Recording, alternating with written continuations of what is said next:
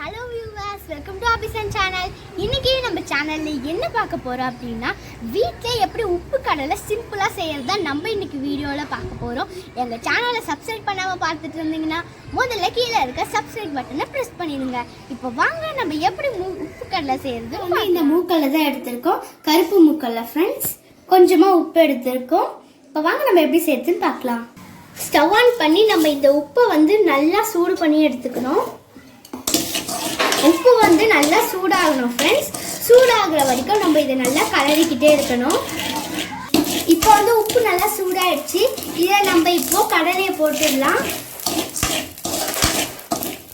First நம்ம கொஞ்சமாக போடலாம். இந்த கடலை நல்லா வெடிக்கணும்.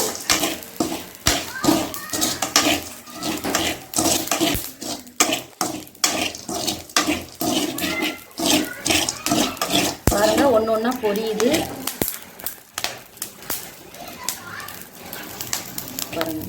பாருங்க ஒவ்வொன்றா எப்படி பொரியுதுன்ட்டு. பாருங்க,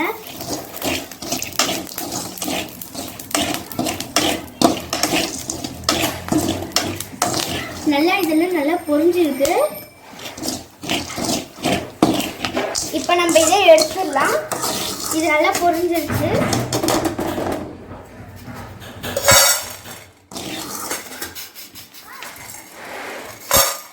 இப்போ நம்ம எடுத்தாச்சு. இதில் நம்ம இன்னும் கொஞ்சம் போட்டுக்கலாம்.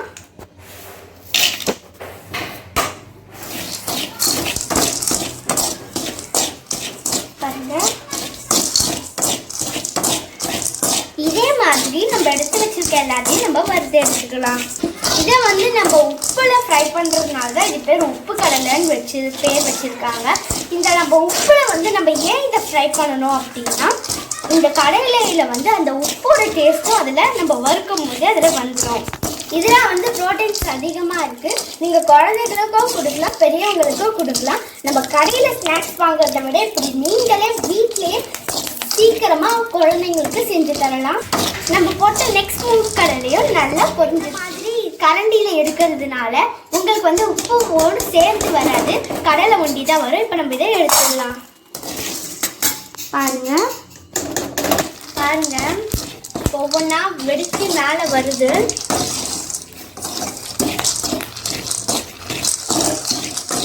பாருங்க, இது நம்ம எடுத்துக்கலாம்.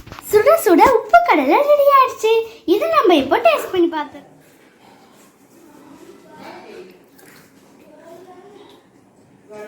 இது ரொம்ப கிறிஸ்பியா இருக்கு. நம்ம வாயில போட்ட உடனே நல்லா கிறிஸ்பியான ஒரு டேஸ்ட் இதுல தெரியுது. நம்ம உப்புல ஃப்ரை பண்ணதுனால உப்போட டேஸ்ட்டும் இது நல்லா தெரியுது. இது நீங்களும் உங்க வீட்டுல ட்ரை பண்ணி பார்த்துட்டு எப்படி இருக்குன்னு கமெண்ட் பாக்ஸ்ல கமெண்ட் பண்ணுங்க. இந்த வீடியோ உங்களுக்கு பிடிச்சிருந்தா லைக் பண்ணுங்க, ஷேர் பண்ணுங்க, கமெண்ட் பண்ணுங்க. அண்ட்